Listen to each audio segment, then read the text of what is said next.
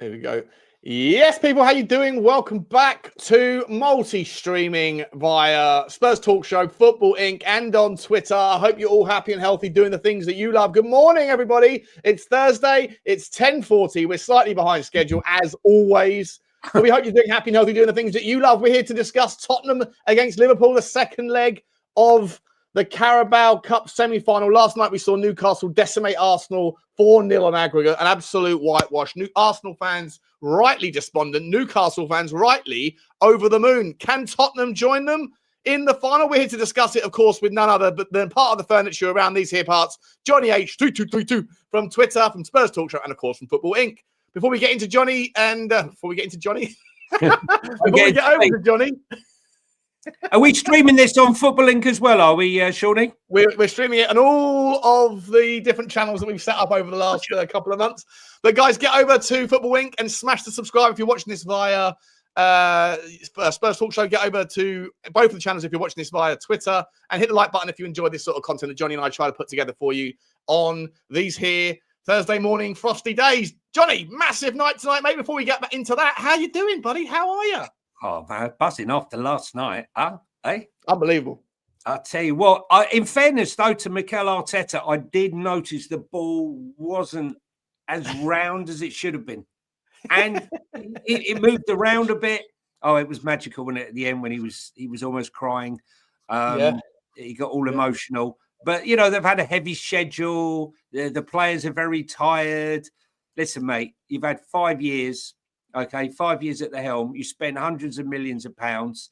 You've had the backing of the board, unlike others. And, you can't have any excuses. And how Declan Rice was still on that football pitch last night.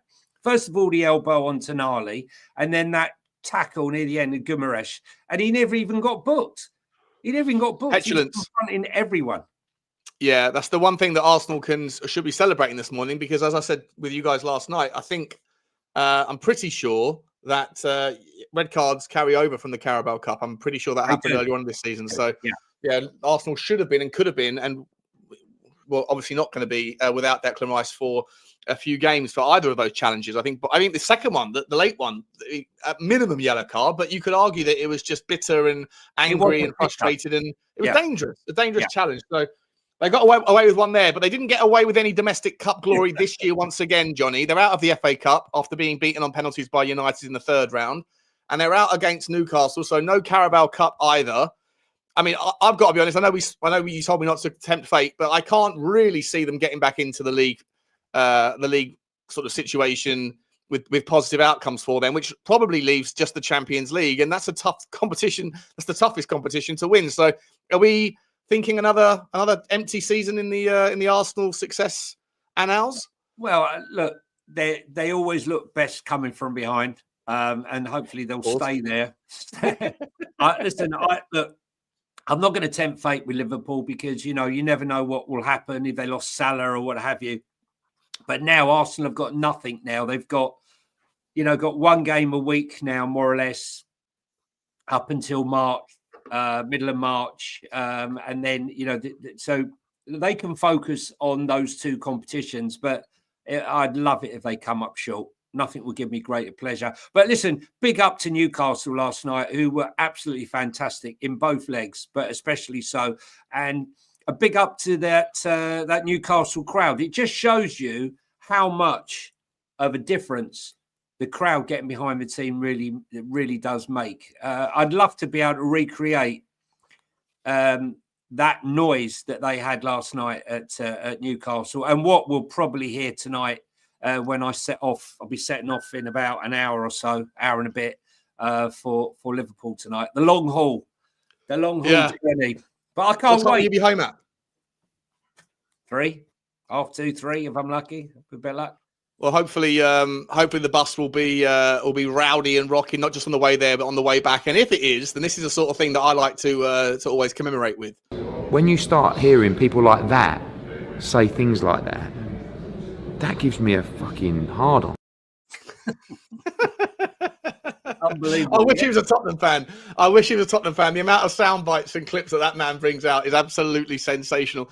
Johnny, what's your thoughts, mate, on the game? Obviously, we're going to part the Newcastle-Arsenal recap and move into Tottenham-Liverpool. A massive night for both managers, for both teams. Ange Postecoglou, look, the league form leaves a lot to be desired.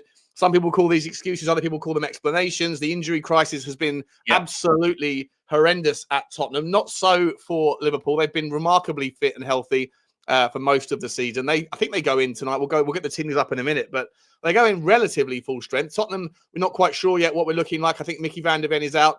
But obviously for Arne Slot, first attempt at a trophy win in his first crack, will be a wonderful way for him to just get the sort of blow the dust away, I guess, and start his career at Liverpool with flying colours. But for Tottenham, massive. What is it now? 18 years without a trophy, 17 years without a trophy. Best chance for a long time, but Liverpool's not exactly the most delectable of second leg venues to go and visit for a semi-final.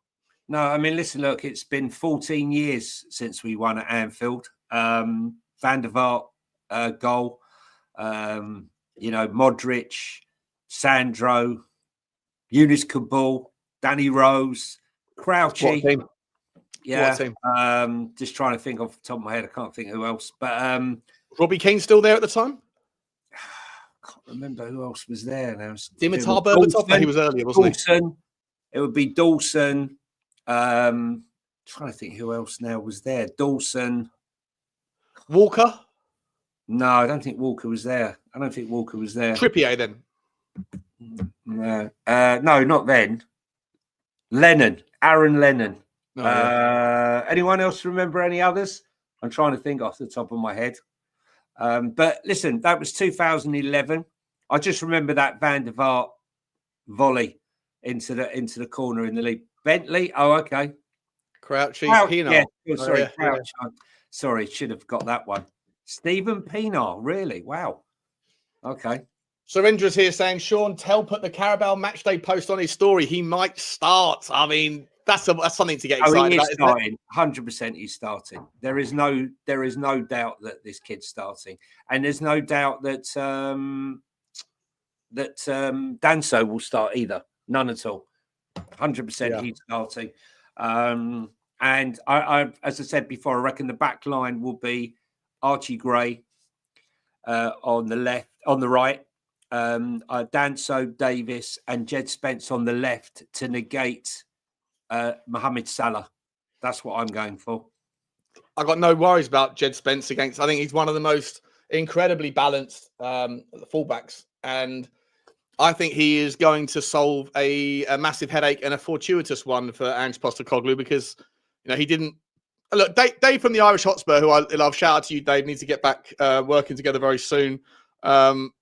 He made an argument the other night that whilst a lot of fans criticise Ange for stumbling into Jed Spence, that ultimately when the rubber meets the road, Johnny, is that Ange Postecoglou, by hook or by crook, has been the one manager to get something out of Jed Spence. Conte didn't. Obviously, Ryan Mason and Stellini didn't. Neither did the manager over in Italy. They weren't there. They weren't there. First of all, let me just. They weren't there. Sorry, you're right about Mason. Let me just put the record straight there. Conte didn't even look at Jed Spence. Okay, so Spurs signed him as a club signing and told him he would be part of the first team. And then when Conte found out, he said he ain't part of the first team, and he was told he's going out on loan. So you can imagine your dream horrendous nightmare. Your dream at 19 years old, right? Yeah. So my point is here, you have to add some context to the Jed Spence story. Then he goes, he gets carted off on loan. He's not happy. He's down. Come on, 19 years of age, 20 years of age. You can't. Yeah. Listen, let's focus on the now, and let's be serious. And the now is that we've got a fullback in him that is incredibly balanced, that can. He wasn't going to play him. He wasn't going to play him. He wasn't going to play him without these injuries. It's as simple as that. Yeah, he left him out of the European squad. Obviously, I I very much doubt he'll be left out for this the second round of the squad selections. I think we had that conversation of the 4 players we signed, the 3 that you'd put in. You probably have to, by a process of elimination, leave out Kinsky, right, and go with Brandon Austin and hopefully Vicario or Fraser, the tree. But as far as tonight goes, let's go back through your team sheet. So you reckon the back 4 is going to be? Can I just add here? Yeah, of course. Very importantly, if it wasn't for Jed Spence's 87th minute goal against Coventry, we wouldn't be having this conversation tonight. He came on as a second half substitute for Destiny, who got injured. Otherwise, he wouldn't have been playing. He didn't even start at right back. Archie Gray started at right back for that game. So, we have a lot to thank him for. And he did a fantastic job on Salah in the first game. It's the quietest I've seen Salah in a game. Yeah. Whether he can do it again tonight remains to be seen. But I'd love to see him and Tell down the same side together. But so you want to ask me in my team? So. Well, before you get to that, just quickly, let's just pivot to Matisse Tell for a second. Actually, let me stick to the Jed Spence thing. Do you subscribe to the notion that Jed Spence will be affected in his ability to cover Mo Salah by the fact that in all likelihood you're probably going to see Ben Davies next to him versus Archie Gray, who's got a little bit more pace, obviously a little bit more naivety, a little bit more ignorance in regards at the positional sense of playing a centre back. And Ben Davies, dependable Ben, I've always stood by Ben Davies. I think he's a great workhorse and a solid player. But do you think that Jed Spence will have a little bit more to worry about with the pace through the middle? That he has to kind of keep an eye on Mo Salah, obviously, and at the same time, without that, with Ben Davies' lack of pace and he can be found wanting positionally. Ben Davies, like he can be cut through like a knife through hot butter. Do you think that Jed Spence is going to have a harder job if he has to play alongside Ben Davies tonight, or do you think that's not really a factor? I think he reads the game very well, Ben Davies. What he lacks in pace, he makes up with reading the game. And also, I've got to say, his leadership during the game against Brentford was superb. 37 crosses. That's the one thing I've got to say. You cannot allow. I love the formation we set up against Brentford. We sat deeper. We didn't invert. The only thing that I was critical of was the fact that we allowed them. We didn't press them. If we allow Liverpool 37 crosses, we're going to come away from there defeated. So I'd like to set up in the same position, but be pressing from that deeper position.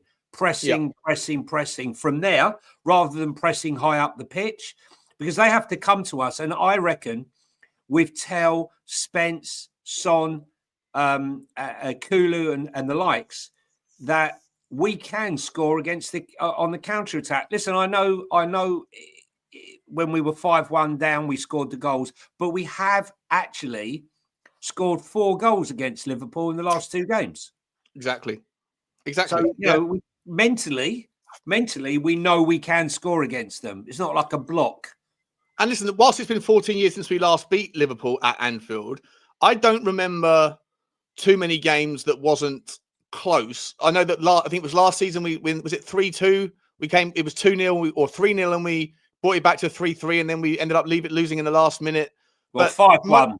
5-1 was it was 5-1 and they switched off. I mean, that was at home, right? Yeah, At the away leg last season, if I'm not mistaken, was it not? Did we not go 3-0 down inside 25 minutes, and then we ended up pulling it back to 3-3, and then there was a mistake? Or was that the season before? I forget. No, that was the season before when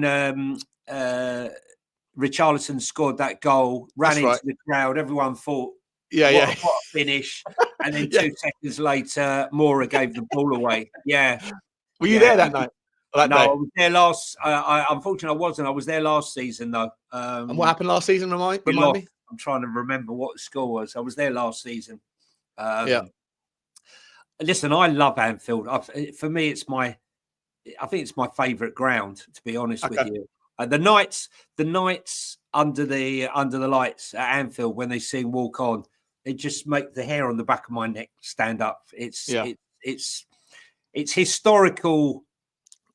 I do think it's a little bit of a myth, though, that the atmosphere at Liverpool is sensational throughout. I feel like they get together to sing their song, and then they sit down, then it becomes quite quiet until Liverpool score a goal.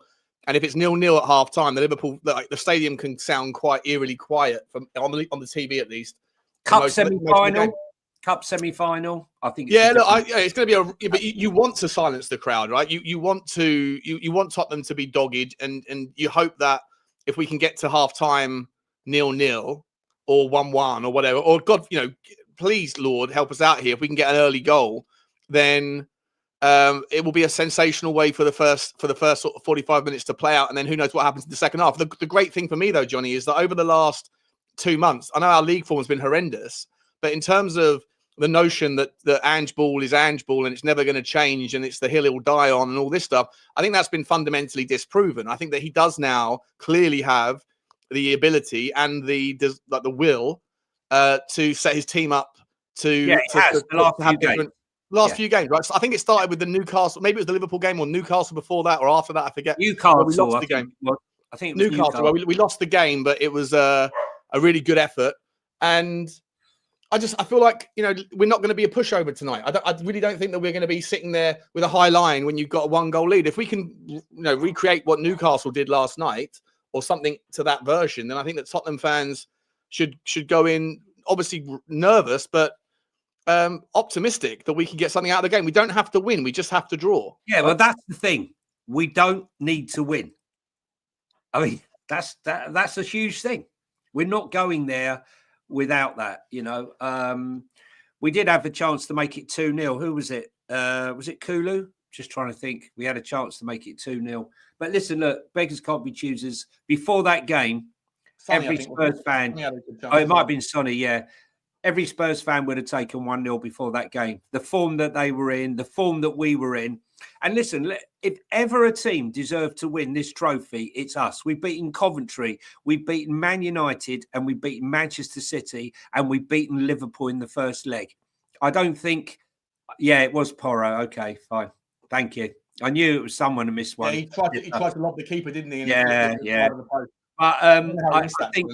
when you think about that, to see this Spurs team has struggled all this season to beat Man City, Liverpool, Man United. I don't think anyone, I'd like to look back at the record books and see a team that has had to overcome all of these teams. Should we make it to the fight just to get to the final? And so should we get to the final and then manage to beat Newcastle, because Ange always wins in his second season? That would be some. Listen, if he does win the trophy, can you imagine his post-game press conference? When he's in a good mood, he's funny, he's sprightly, he's bubbly, he's got all of the kind of the wind in his sails. There's a version of Ange that is just unbelievably engaging and just delicious to listen to. And if he does win that final, if we get there and if he beats Newcastle, I can't wait for that post-match when he says, not only are you not entertained, but did I not tell you people that Ange Postecoglou always wins something in his second bloody year? What are we doing, mate? What are we doing? It's a fact. It's a fact. No, he confirmed it. He did. He said, I always. Anyway, listen, look, please God he does. I think, this year, should it be Ange and Eddie Howe, no two teams would be better, to have won. If we were going to lose any game, I'd like to be losing to Newcastle, haven't won in 70 years, or if Newcastle lost to us, a team that hasn't won a trophy in years and years and years. And so, rather than the old school, the Man Cities and, the other teams that normally win these 2-3 trophies every single season. So I look forward to it. Now, I mean, I'm not sure how you think we're going to set up tonight. What are you thinking? I genuinely think that we'll sit in and probably try to ride the wave of early onslaught that Liverpool will throw at us. They'll be desperate to get an early goal, right? Because you get an early goal, you get a goal in the first 15-20 minutes, and the entire first leg is written off. Yeah. Obviously, then the wind is in the sails of the Liverpool fans come alive, and it'll be a very, very difficult night. But if you can withstand that pressure, sit in tight, and batten down the hatches for 15 minutes, and like you said, try and pop off at the break on the transition, then I think that's the best way to set us up. I really don't expect to see us with a high line, given it's Danso's debut, given the fact that Ben Davies doesn't have the pace of like a Micky van der Ven, given the fact that we've got bundles of pace at the top end of the pitch, and we're obviously going to come to the team in a second, but just from the defensive setup, just because of needs must and because of the available players, I think it almost plays into our hands, dare I say it, that if Micky van der Ven was fit, there might be a temptation for Ange to sort of go, let's revert back to plan A, which I think would be suicide. So with him out, I'm not saying that I'd rather have, Ben Davies than a fit Micky van der Ven, but just because of the fact that we only have certain options available, I think you'd be hanging Danso out to dry in a high line in his debut against Liverpool at Anfield. Ben Davies can't handle that sort of that space behind him, and you're still playing players out of position. As good as Jed Spencer's been, and I would arguably play him ahead of even a fit Destiny Udogie on the left, even though it's not his position, but just his recent form and the fact that he pocketed Salah a month ago. To me, I think that you need to set your team up in accordance with what options you have, right? Play what's in front of you, but also play the card you're dealt. And so for me, to sit back, not sit back, but just don't be afraid to park the bus a little bit for the first 25, half an hour. And then, as I said, there will be transitions. We will be able to win the ball back. And if we can get the ball straight onto the feet of like a Bentancur, if he's going to play in the midfield, or a Bissouma, someone who has the capability, but maybe not necessarily the output, I would then look to, if Berghvall's playing, and I hope he is, I'd hand the ball to him and let him play some of that peripheral vision stuff. And hopefully Matisse Tell, whether he's playing in the 9, whether he's playing off the left on the 7, either way, there'll be space behind Liverpool. And I think that we've got a terrifyingly fast attack that can really hurt on the break. It's just about whether we finish our dinner. What's your thoughts, mate? Listen, I'm a bit conflicted here, because if it wasn't for the fact that Mohamed Salah was playing, I would 100% be playing Tell on the right with Jed Spence behind him, because I think those two together are going to be dynamite. I really do. I think the overlapping runs were fantastic. That will be fantastic. Danso's really been thrown into the mix here. I mean, like, his debut is going to be against. Yeah, everyone's talking about Matisse Tell, but everyone's forgetting about Danso. Yeah. Poor old Kevin. Yeah. So he's going in his debut at Anfield in a semi-final of a cup in a fierce atmosphere. Then his next game is away to Aston Villa in the cup. And then his first game is going to be Man United at home. If you want a baptism of fire. Yeah, I was going to say, that is a tough 3 games. Yeah, I think there's a lot more to lose as a centre-back, with the greatest respect to Matthias Tell.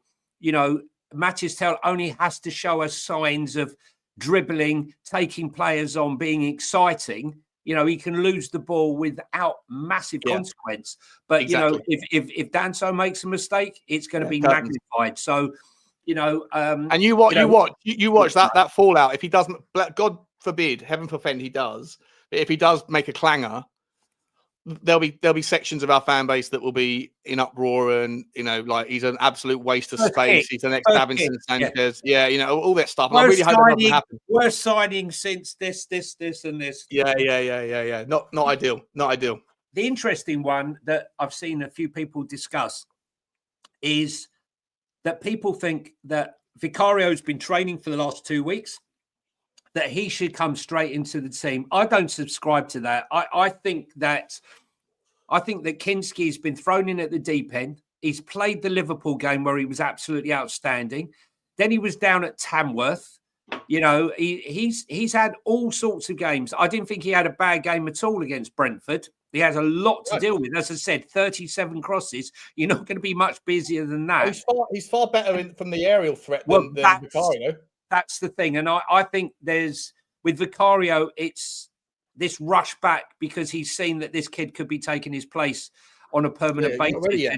And he's a bit, he's a bit worried about it. So for me, I would 100% start Kinsky. I think he deserves it. I think he's earned it.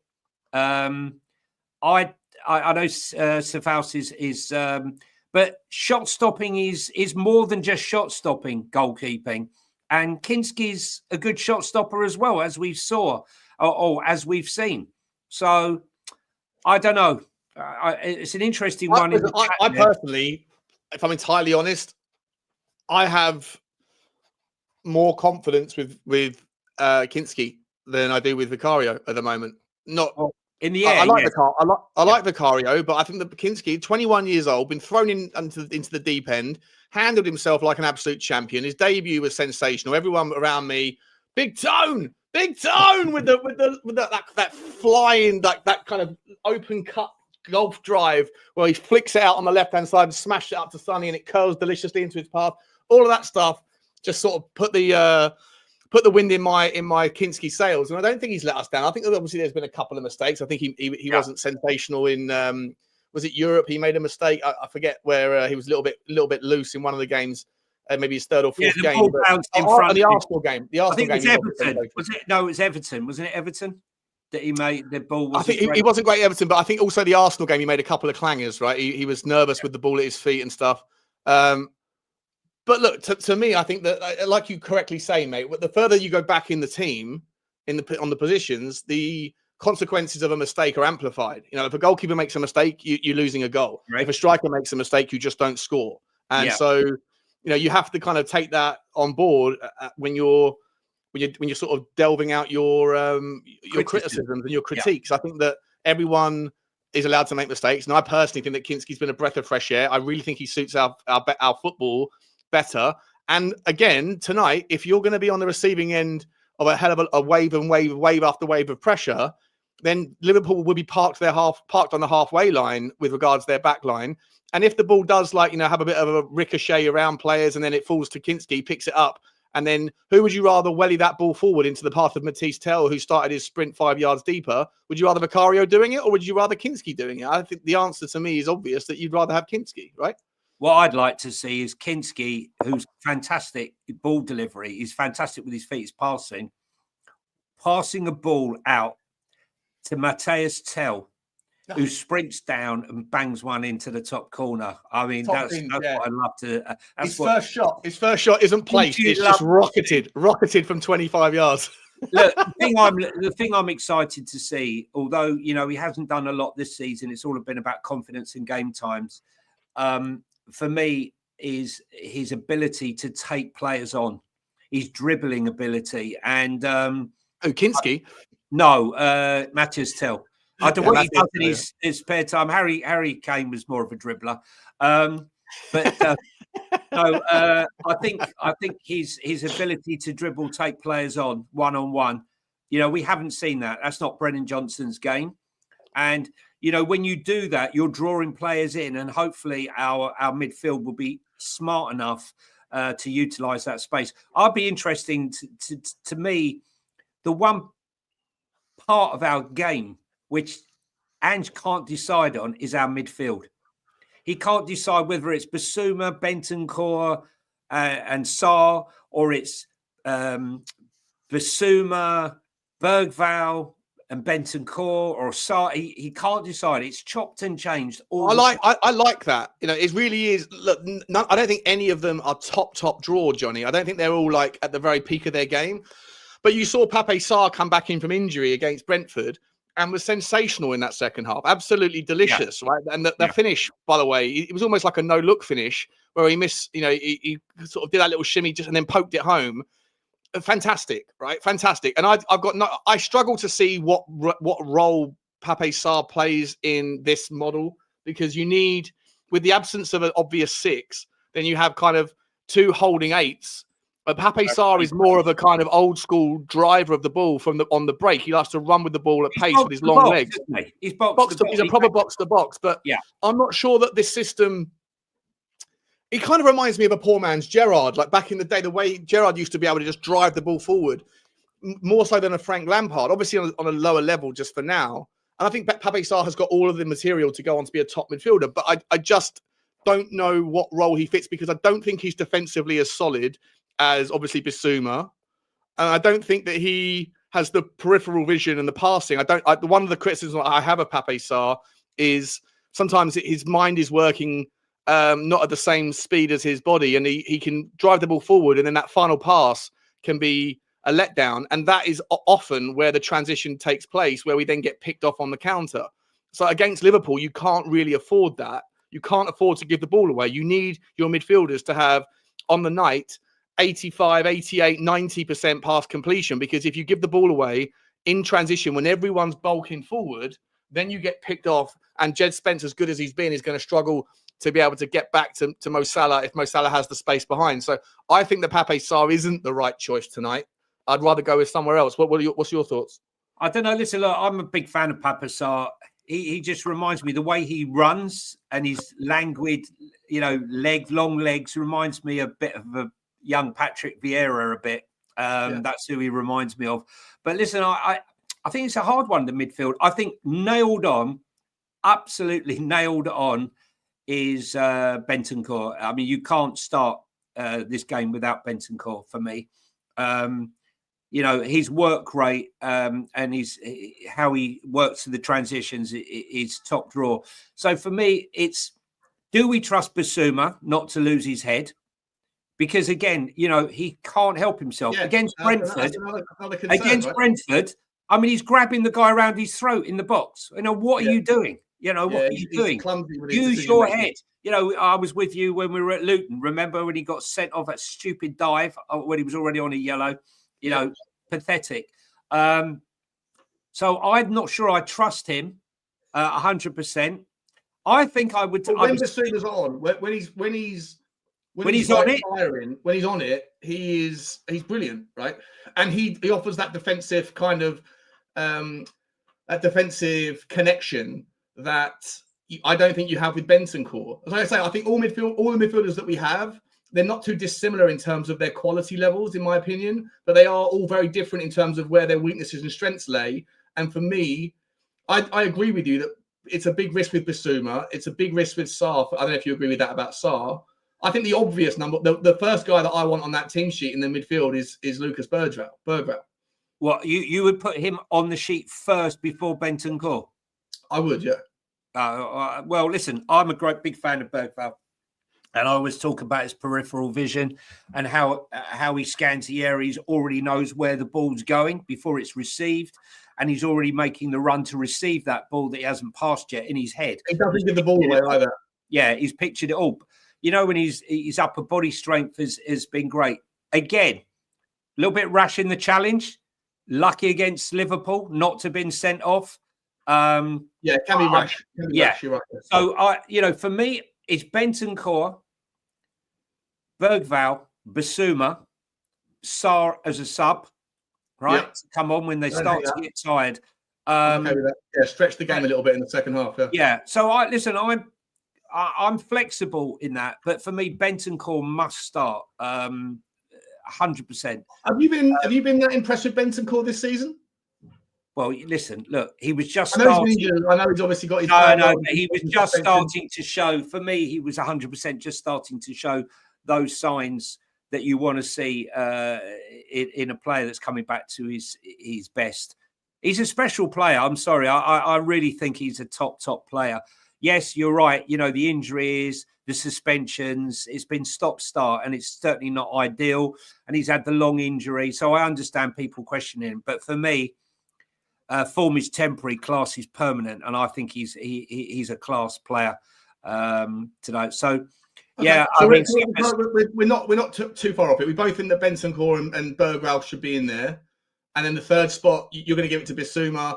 I'm probably okay with that, but then we move forward. Surf Oz here is asking the question of where do you think? Well, obviously Kulu plays, but where do you play him? Because if you play him off the right and let him drift in, then you're arguably sacrificing. If Liverpool do have vulnerabilities, I still maintain that it's down their left back spot. I think you can go at Tsimikas or you can go at Robertson, whichever one they're going to play.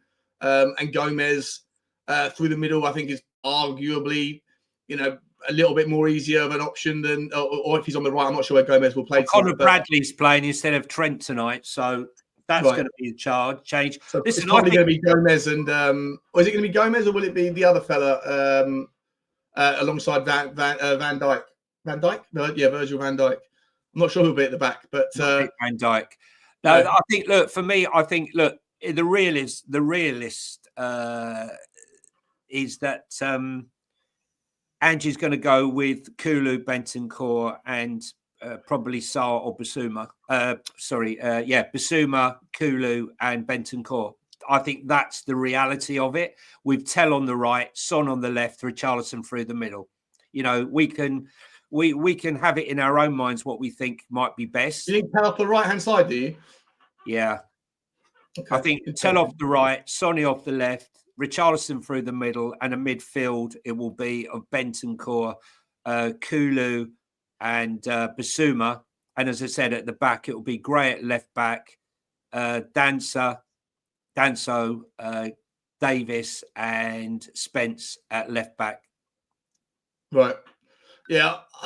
I'm thinking back to when I was watching Sky Sports News when we signed Matthias Tell, and they got that Florian Plettenberg, who's the Sky Germany correspondent who obviously focuses on Bayern Munich. And he said that Matthias Tell, as much as he can play anywhere at the top end, that he's a striker. He should be played in the 9 role.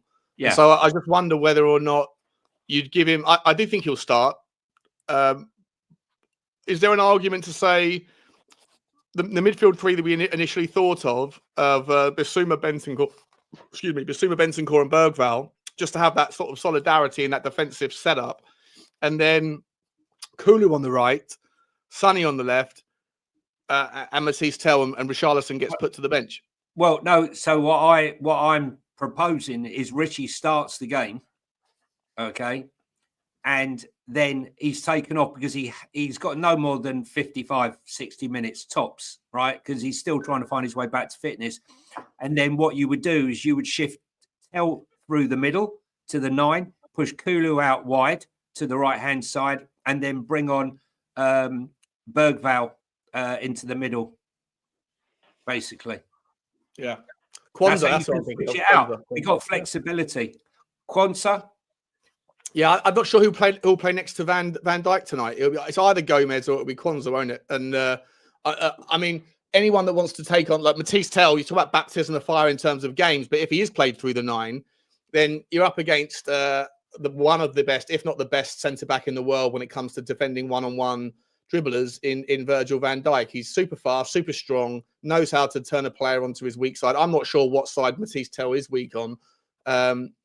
And I think it'll be a very, very interesting matchup. But I also probably agree that I think Richarlison, you know how I feel about Richie. I'm not. I know he's your boy, but he's not mine. And no, listen, look, he's not fit, and you know he's. All I'm saying to you is, you can see, you know, he's blowing hard after 35 minutes against Brentford, yet he was still on after like 60 odd. So, you know, he either comes on as a sub, but you know, for me, Spence has to play. And I said before, you know, ideally, I'd like to see Tell and Spence on the same side.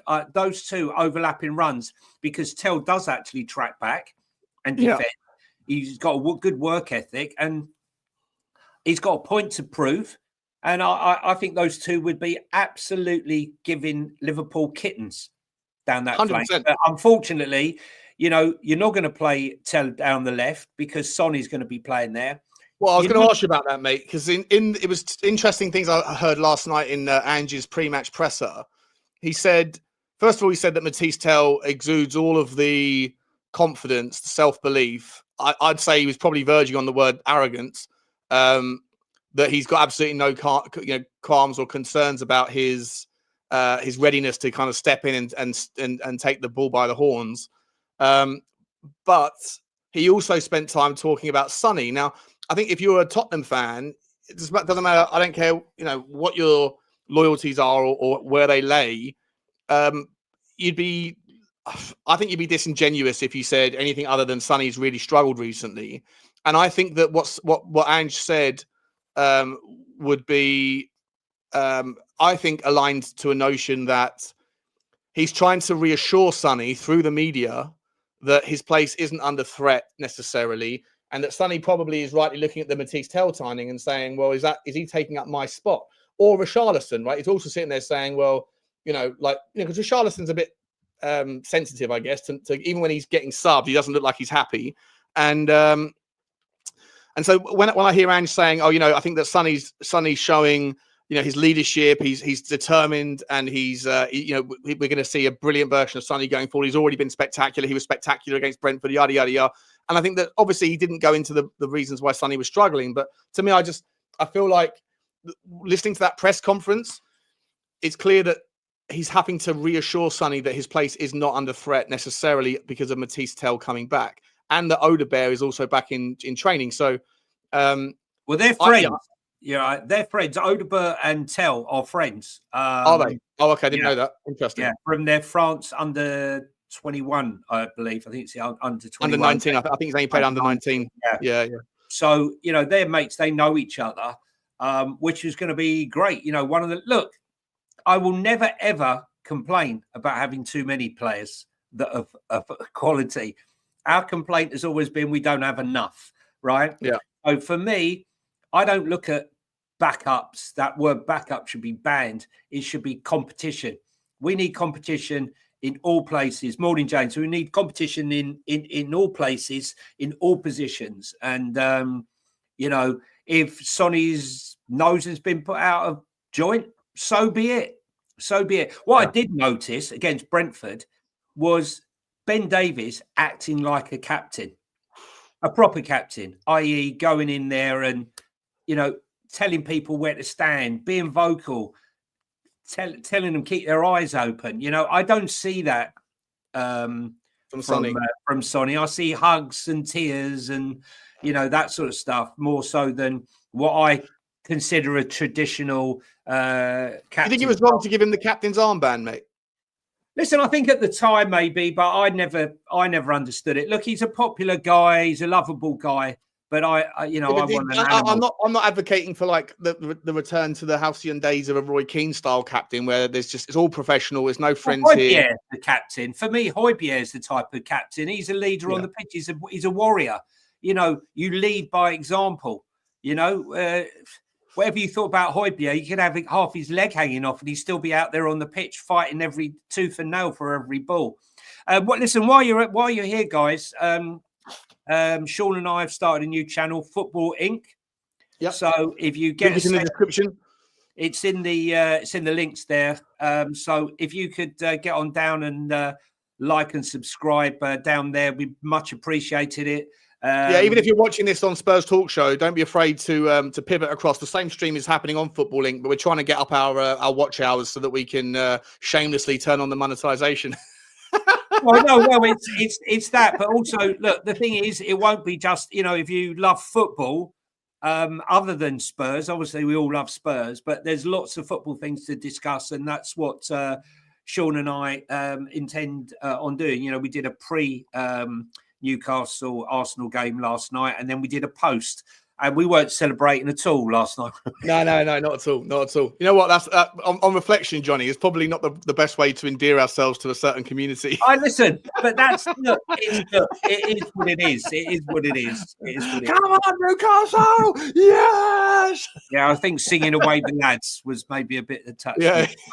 But no, but listen. So if you get a second, nip on over there. Smash a like, smash a subscribe over there. Yeah. If you are watching this on Twitter as well, then you should go into my profile and also to Johnny H3232 and do what the camera does, which is follow me and follow us.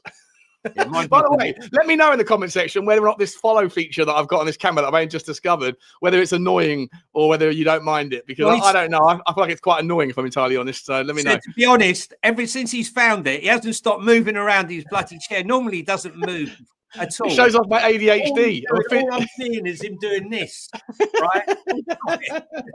Rocking backwards and forwards, and it's moving. Yeah, I look like a madman. Wrap soon because I'm off literally very soon. For the game. Got a small match. So just to finish off then, I won't hold you up, mate. I know you've got a big journey ahead of you. So we're going with Kinsky in goal, are we? And then the back four is left back Jed Spence, right back Archie Gray, Danzo and Ben Davies. And then the midfield three, we're saying Benson, Bissouma.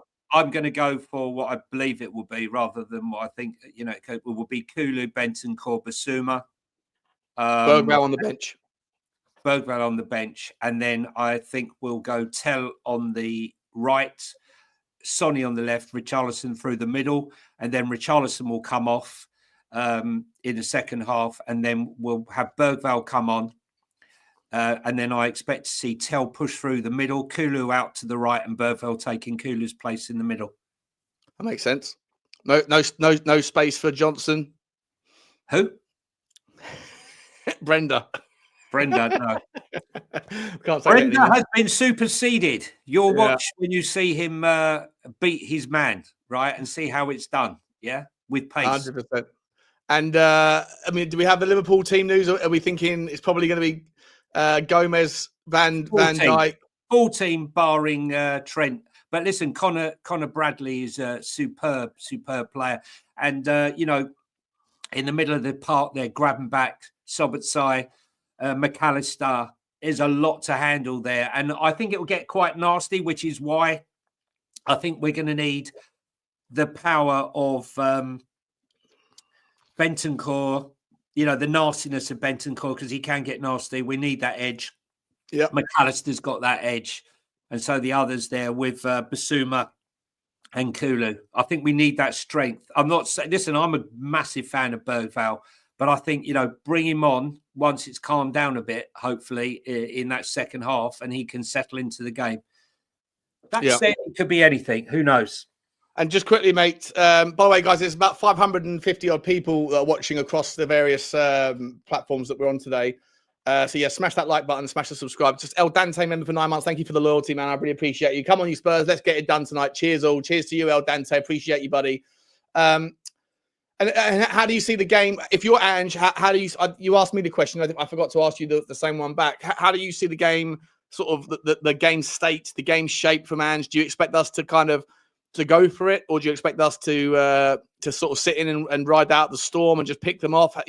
We now have at least a discussion, right? It's a nice thing to know that we don't just play one version in all scenarios. So, last question for you before we round up. I know you got to go. Is do you see Ange setting us up with a little bit more pragmatism, or do you see us fighting fire with fire and trying to get off? If we get the first goal, it's going to be an incredibly enticing second half of football, but lots to concern ourselves with in that regard. I think Brentford was a great, practice run for Liverpool. I want to see exactly the same formation, exactly the same. The only thing I need to add is you can't sit there in that formation deeper, not invert and not press. You have to press. If we press from a lower block and press from that position, I think we're going to give Liverpool trouble. If you stand off them and allow them and you play that position, you don't invert, you sit back and you allow them to cross the ball, we're going to be dead meat. So for me, low block, press, and we get them on the counter. I think we're capable of scoring on the counter. Like I said, we've scored 4 goals in 2 games against Liverpool. I'm going to go positive, and I'm going to say we're going to get a draw tonight. Listen, I've been there. Look, we haven't won there since 2011, right? We haven't won there since 2011, as I said, Van der Vaart, right? So I look, a draw is a great result. And if we pull this off tonight, it will be the greatest, it will be the best result of the season. One of our best performances in a long, long time. Okay, that's it in a nutshell. Listen, guys, there you go. For those of you that come in with the comments that Johnny's so negative, he's just been really positive. We're gonna scrape a draw. Come on, guys. It's positive. Well, I mean, listen. No, I'm joking. I ain't winding you up, man. What do you want me to say? I'll take a draw all day long. Where the last thing I would say is, last question for you, mate. Sorry, I said last question was last question, but the last question now is just to give us give an insight as to how you see Arne Slot setting them up. Do they just go for it, like give a shit about the game state and just say, it's Tottenham. We always do well. We're at home. Play your football. Pressure. Is there any kind of delicacy going to be to Arne Slot's tactics, or is it just going to be play your football and you should be okay? Play your football and you'll be okay. Measured press. They don't panic. They know what they want to do. Last night, Arsenal were hectic. They weren't controlled. Everything was rush. They're much more composed, Liverpool, on the ball with their players. They believe in themselves, and so does Slot. And we've seen it in evening games where it's not going for them. they keep on and on and on with this belief that they will eventually crack, like they did against Bournemouth. They eventually broke them down and got the goals. A draw's all we need, and I'm going to go for the fact that we're going to go through and we're going to go to Wembley. I wouldn't be going all the way up to Liverpool today, right? If I didn't believe it. I cancelled my holiday. I moved my holiday just for this game, right? And it went down like a pork sausage at a bar mitzvah. So I think old Holly Pops Johnny over there. Jesus Christ, mate! You don't mind a little trip away, do you? A little 3-day break here, a little 2-day break there. You love it, don't you? Listen, off to Dubai, mate. Off to Dubai. Listen, Spurs fans, come on, let's will them on. And if anyone's going up there, come say hello. There's about 6,000 of us there. There's probably 9,000, about 3,000 without tickets. No doubt. Yeah, no doubt at all. No doubt at all. It'll be a great game. Johnny, enjoy your trip. Enjoy your holiday. Enjoy the day, the night tonight. Obviously, I won't be able to get you on before. I might try from the coach. I'll see if I can do it from the coach. Live stream from the coach.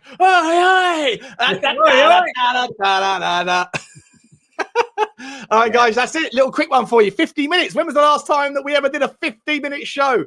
Love it. Thank you all for your attention, and smash the like and the subscribe on Spurs Talk Show and on Football Link. Link is in the description. Get over there and smash some support for that channel, the fledgling one that it is. And also, if you're over on Twitter, then get onto football. Get onto to Johnny H3232. Johnny, I'll let you go, mate. And we will see you later on. I'll be back for a post-match show. I might even do a live stream. I feel like I've missed out on so much action with you lot. I might just overkill it, and you'll be bored of me. Oh, Sean, let the shenanigans recommence. We've had enough of you. Disappear for a little while, will you? Like, subscribe, and comment, guys. Come on, you Spurs. 90 minutes from the final. Let's go. As always. Bye-bye. Bye-bye.